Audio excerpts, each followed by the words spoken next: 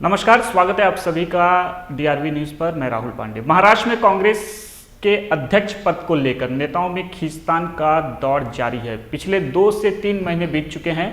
अभी तक कांग्रेस पार्टी जो है राज्य में पार्टी की कमान किसके हाथ होगी ये तय नहीं कर पाई है। सूत्रों से मिली जानकारी के मुताबिक पार्टी आलाकमान ने आज जो है राज्य के नेताओं को तलब किया है। इस मुद्दे पर बातचीत के लिए उन्हें दिल्ली बुलाया है। कहा जा रहा है कि कुछ नेता जो हैं दिल्ली का रुख करेंगे और इस मुद्दे पर जो है पार्टी आलाकमान से बातचीत करेंगे।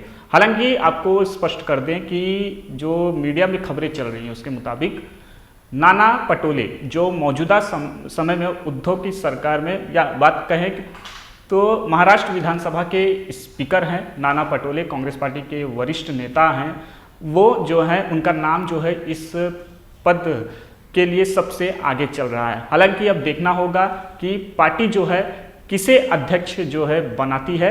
इसी सारी मुद्दे पर बातचीत के लिए हमारे साथ मौजूद हैं इस समय स्टूडियो में वरिष्ठ पत्रकार अनुराग त्रिपाठी जी। अनुराग जी से बात करेंगे और सारे मुद्दे को समझेंगे कि आखिर क्या है।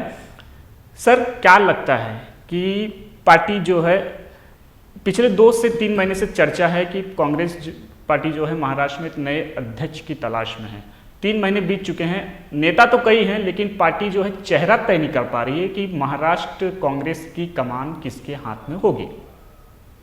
हाँ, ये एक बहुत बड़ा संकट पार्टी के लिए खड़ा हुआ है और पहचान का संकट ये बन पड़ा है। ऑलमोस्ट 2 तो पूर्व मुख्यमंत्री इस समय हैं, है ना, जो अशोक चौहान हैं और पृथ्वीराज चौहान हैं। 2 तो पूर्व मुख्यमंत्री इस समय हैं। बाला साहब थोरात एक लंबे समय तक अध्यक्ष रह चुके हैं, लेकिन पार्टी इससे कुछ अलग चेहरा ढूंढने की कोशिश कर रही है और मराठा फ्रेमवर्क से अब पार्टी बाहर काम करना चाहती है। तो वो नॉन मराठा एक चेहरा देखने की कोशिश कर रही है और वो पश्चिम महाराष्ट्र से जो फोकस था वो हटाना चाहती है।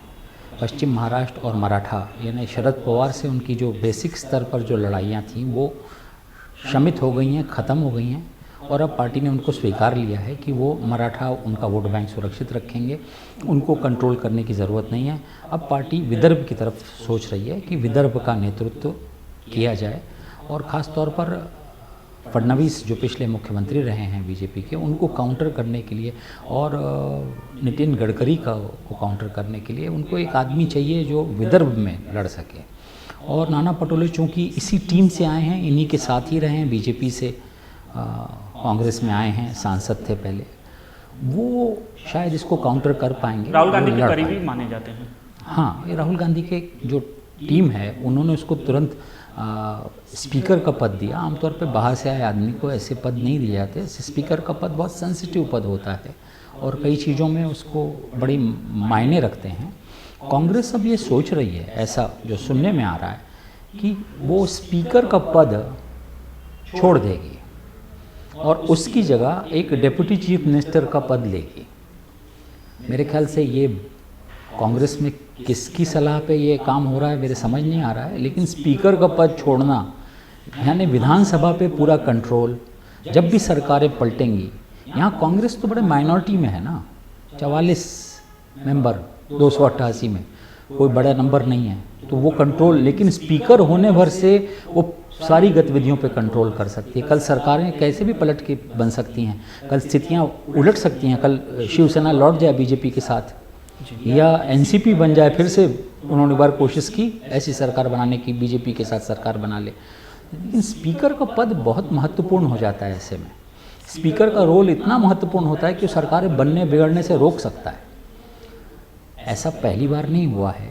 स्पीकर का पद कितना महत्वपूर्ण है ये शरद पवार शायद ज़्यादा बेहतर समझते हैं। एक बार ऐसा हुआ था पिछली बार कि कांग्रेस और एनसीपी में एनसीपी की एक सीट कांग्रेस से ज़्यादा आई थी, तो ये समझौते के तहत था कि वो मुख्यमंत्री पद देते एनसीपी को। तो आप जानते हैं समझौता किस पे हुआ? समझौता इस पे हुआ कि स्पीकर पद एनसीपी को दिया गया, दिलीप वलसे पाटिल एनसीपी के स्पीकर बने और उन्होंने अपना मुख्यमंत्री पद छोड़ दिया उसके लिए। तो स्पीकर पद इतना महत्वपूर्ण, शायद शरद पवार इस बात को समझते हैं। राज्य के नेता पता नहीं इस बात को क्यों नहीं समझ रहे हैं और दिल्ली के आला कमान में जो बैठे वरिष्ठ लोग हैं वो इस महत्व को क्यों नहीं समझ रहे हैं कि स्पीकर का पद छोड़ करके एक डिप्टी चीफ मिनिस्टर का पद लेना कोई बहुत समझदारी का कदम फिलहाल दिखाई नहीं देता, लेकिन अब ये ऐसी स्थितियां बन रही हैं कि दिखाई दे रही हैं कि ऐसी एक सुगबुगाहट सुनाई दे रही है। और नाना पटोले को चेहरा बनाने का मतलब ये है कि नाना पटोले कोई बड़े ज़मीनी नेता नहीं हैं आज भी। वो अपने ज़िले में भी, जहाँ वो आते हैं गोंदिया ज़िले में भी, वो सबसे बड़े नेता नहीं हैं। तो आज उनके मुकाबले जो दूसरे चेहरे हैं वो शायद बेहतर हो सकते थे। अशोक चौहान बेहतर हो सकते थे। नांदेड़ उनका ज़िला है, वो एक सीट तो कहीं से ले ही आते हैं पूरी की पूरी लोकसभा में चुनवा करके अपने बूते पर, या पृथ्वीराज चौहान हो सकते थे। तो कांग्रेस जो चेहरा बनाने की कोशिश कर रही है, एक बैकवर्ड उसका स्वरूप देने की कोशिश कर रही है, ये पूरे गणित में तो ठीक समझ में आता है कि ये जातीय गणित के हिसाब से तो समझ में आता है, लेकिन वो चेहरा कितना सपोर्ट गार्नर कर पाएगा। नाना पटोले को बनाने का मतलब, अध्यक्ष बनाने का मतलब और चेहरा बनाने का मतलब ये है कि कांग्रेस अब महाराष्ट्र में मुख्यमंत्री पद की ओर देख ही नहीं रही है। इसका मतलब ये होता है नाना पटोले मुख्यमंत्री मटेरियल नहीं है कहीं से, तो वो एक संकट हो जाएगा कि वो कांग्रेस ने मेरे ख्याल से वो छोड़ दी है, वो आस ही छोड़ दी है अब कि अब हमको मिलना नहीं है। पार्टियों के जो स्थिति है आज की डेट में, शिवसेना बीजेपी टॉप स्लॉट के लिए लड़ रही हैं, तीसरे पर एनसीपी है, और कांग्रेस उस रेस से धीरे धीरे एक तरह से बाहर होती जा रही है। और कांग्रेस ने एक्सेप्ट कर लिया ये चेहरा जो बदलने की बात है, शायद कांग्रेस ने ये एक्सेप्ट कर लिया। वो लड़ने की जो क्षमता है, कांग्रेस के पास पूरा सेटअप है।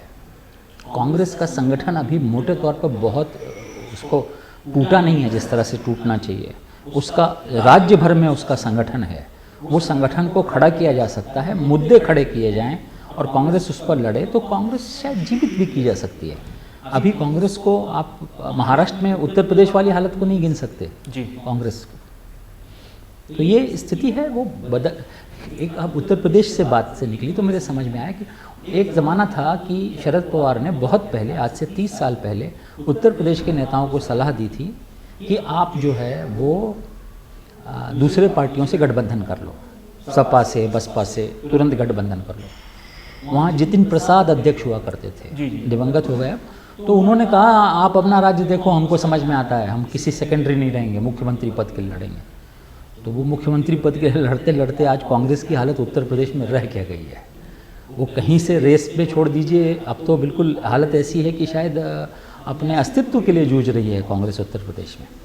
तो महाराष्ट्र में अभी इतनी ख़राब हालत नहीं है, ये इतनी जल्दी एक्सेप्ट, अब ये दोनों ही व्यू हैं कि क्या कांग्रेस को मेन पार्ट लड़ने के लिए अपने आप को सामने रखना चाहिए या सेकेंडरी पार्ट ले करके उससे संतुष्ट हो जाना चाहिए और मोटे समझौते पर एक अपने पार्टी में एक सरकार चलाएगी और मिलीजुली सरकारों का हिस्सा, जैसे केरल में एक गठबंधन वो चलाती है, वो गठबंधन में अपना एक रोल प्ले करके कांग्रेस अपना, तो कांग्रेस ने शायद स्वीकार लिया है कि उसको मुख्य पार्ट लड़ना नहीं है। ऐसे ये सुबुगाहट से ऐसा मालूम दे रहा है, आभास हो रहा है। क्या एक खबर ये भी है कि सर कि पार्टी के अंदर जो है नाना पटोले के नाम पर जो है आम सहमति नहीं बन पा रही है, कई नेता जो हैं इनके विरोध में भी दिखाई दे रहे हैं। इसके पीछे की वजह क्या माना जाए कि उनका जो है पहले वो एनसीपी में थे या फिर उसके बाद बीजेपी में गए, फिर उसके बाद कांग्रेस में शामिल हुए, क्या मतलब कि नेता चाह रहे हैं कि नेताओं को ऐसा तो नहीं लग रहा है कि इतनी जल्दी जो है नाना पटोले को कांग्रेस जो है कहीं ना कहीं बड़ी जिम्मेदारी दे रही है?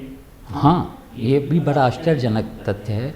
आप सोचिए कि नारायण राणे जैसा नेता, ज़मीनी नेता, वो कांग्रेस में आया और 8 साल तक मुख्यमंत्री पद पाने की आस में बैठा रहा और उसको वो पद नहीं दिया गया, चेहरा नहीं बनाया गया, आश्वासन दिए जाते रहे और वो अंततः निराश होकर फिर बीजेपी में चला गया। तो कहीं बड़ा नेता था जिसको अवसर नहीं दिया और वो लौट गया वापस। नाना पटोले को तो इतने आसानी से सब कुछ मिल गया है। वो एक तरह का, आज नाना पटोले कांग्रेस के सबसे बड़े नेता नहीं हैं महाराष्ट्र में। ये क्यों चेहरा बनाने की सोची गई, ये क्या रणनीति है, ये समझ से कुछ चीज़ें कभी कभी परे काम करती हैं। राजनीति में अलग अलग कारणों से ये सब उठ बैठ होती है। नाना पटोले की तो स्थिति ऐसी रही कि उन्होंने प्रधानमंत्री मोदी के कारनामों से नाराज़ होकर के उन्होंने अपने एमपी पद से इस्तीफ़ा दे दिया। उनका सबसे बड़ा आज तक का जो कार्रवाई उनके जीवन की रही है, ये रही है इस्तीफ़ा। उस इस्तीफ़े के बाद उसी सीट पर बाय इलेक्शन हुआ। बाय इलेक्शन में एनसीपी ने नाना पटोले को वो सीट देने से मना कर दिया जी, जो वो इस्तीफा दे के आए थे, उनको नहीं दी। एनसीपी लड़ी और वो जीती भी वहाँ से, और नाना पटोले ऐसे ही रह गए। हमको लगा कंपनसेशन में उनको जो है इतने बड़े त्याग करने के एवज में उनको महाराष्ट्र के विधानसभा का अध्यक्ष पद दिया गया। अगर कांग्रेस जो है स्पीकर का पद छोड़ती है तो ऐसे में सवाल दिलचस्प है कि इस पर अगर कांग्रेस हट जाती है तो दो ही ऑप्शन बचते हैं, या तो स्पीकर का पद जो है शिवसेना या तो फिर एनसीपी।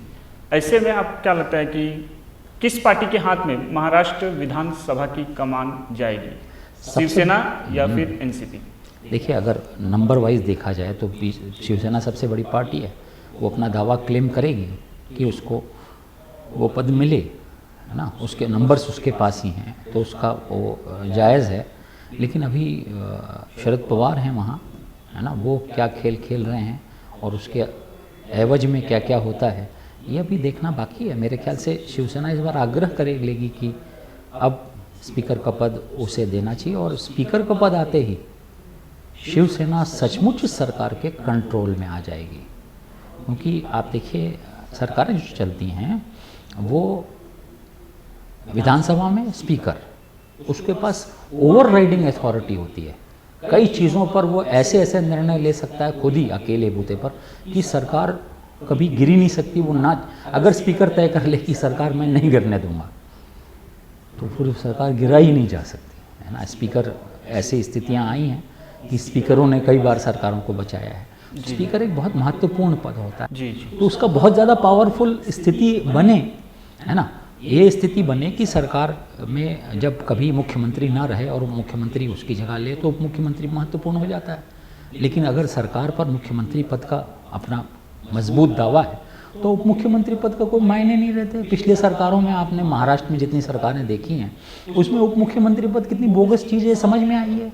पिछली सरकार में, देवेंद्र फडणवीस सरकार में कौन उप मुख्यमंत्री पद था या हो सकता था, आप उसको कोई बात कर सकते हो? फडणवीस का पूरी पकड़ थी। उसके पहले भी आप देखिए तो नारायण राणे या मनोहर जोशी या विलासराव देशमुख या सुशील कुमार शिंदे या अशोक चौहान, इनके तहत कौन उप मुख्यमंत्री पद थे? उनको कौन जानता है या नाम भी कौन लेता है? तो मेरे ख्याल से उप मुख्यमंत्री पद कोई बहुत बड़ी चीज़ होता है, कोई बड़ी तोप की चीज़ है। नाम के लिए ठीक है ना, कहने के लिए ठीक है, और उसमें कोई बहुत ज़्यादा पावर्स नहीं। उसको पावर्स जो मिलते हैं सामान्य, जो उसके पास डिपार्टमेंट रहता है उस डिपार्टमेंट के ही उसको पावर्स रहते हैं उप मुख्यमंत्री पद के पास। कभी कभी महाराष्ट्र में ऐसा हुआ है कि कभी कभी उप मुख्यमंत्री ने अपने आप को असर्ट कर लिया है और उस पर पार्टियाँ टूटी हैं। एक बार 1978 में कांग्रेस और दो कांग्रेस के दो हिस्से हो गए थे, एक इंदिरा कांग्रेस और एक अर्स कांग्रेस। अर्स कांग्रेस के मेंबर्स ज़्यादा थे और वसंतदादा पाटिल की सरकार बनी थी, और उसमें नासिक राव त्रिपुड़े जो हैं वो इंदिरा कांग्रेस से उसमें उप मुख्यमंत्री पद, पहली बार उप मुख्यमंत्री पद का निर्माण हुआ था महाराष्ट्र में। उन्होंने असर्शन किया कि सारी फाइलें मुख्यमंत्री के बाद मुझसे होकर के जाएंगी जी। वो किसी ने उसको माना नहीं और वो चली नहीं। लेकिन कभी कभी असर्टिव वहाँ जो व्यक्तित्व होता है, आज कांग्रेस की स्थिति ऐसी नहीं है कि ऐसा असर्टिव व्यक्तित्व उसके पास है कहाँ। ऐसा असर्शन क्या उद्धव सरकार में हो सकता है क्या? कांग्रेस ऐसी स्थिति में है क्या कि उप मुख्यमंत्री पना बता के बाद में अपने आप को असर्ट कर सके? कुछ डिपार्टमेंट ऐसे होते हैं कि जो सरकार को चलाते हैं, ठीक है ना। उसमें एक गृह विभाग बड़ा महत्वपूर्ण विभाग है, क्योंकि लॉ एंड ऑर्डर पूरे से लेकर के सब उसके पास होता है। दूसरा राजस्व, यानी सारे कलेक्टर जितने के जितने हैं उनके विकास काम है वो सब उसके पास रहते हैं। तीसरा नगर विकास, यानी सारी महानगर पालिकाएँ उसमें आ जाती हैं, सारी उस पर कंट्रोल रहता है। ग्रामीण विकास चौथा, लेकिन सबसे क्रूशियल डिपार्टमेंट वित्त विभाग होता है। अगर चवन्नी भी कहीं खर्च करनी हो तो फाइल उसको वित्त विभाग से रूट करनी पड़ती है।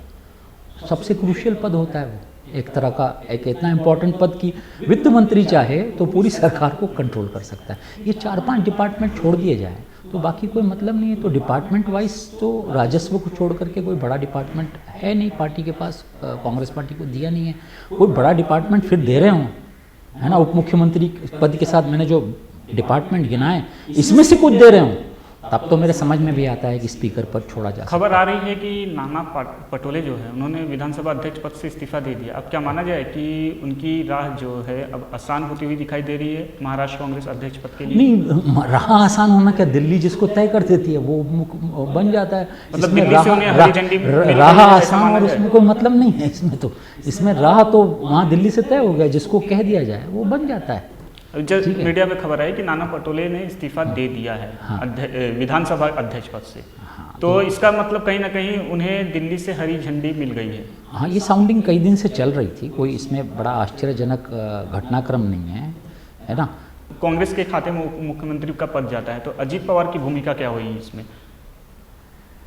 अब तक इस सरकार में अजित पवार का कोई बहुत बड़ा रोल होता दिखाई नहीं दिया। उन्होंने अपने आप को बहुत असर्ट किया हो, बड़ा कामकाज उन्होंने बड़े सामंजस्य से चलाया है और वो बहुत ज़्यादा विवाद और वैसा कुछ हुआ नहीं है ना। नया जो कांग्रेस का उप मुख्यमंत्री पद है वो भी जो भी बनेगा, जो वो आदमी बहुत लड़ करके कुछ इस सरकार में अपने आप को साबित कर पाएगा, ऐसी स्थिति होती दिखती नहीं है। तो कोई बहुत ज़्यादा इस सवाल का बहुत ज़्यादा मतलब नहीं दिखाई देता मुझे, है ना। शुक्रिया सर बातचीत करने के लिए। हमारे साथ थे वरिष्ठ पत्रकार अनुराग त्रिपाठी। बने रहिए आप DRV न्यूज़ के साथ। नमस्कार।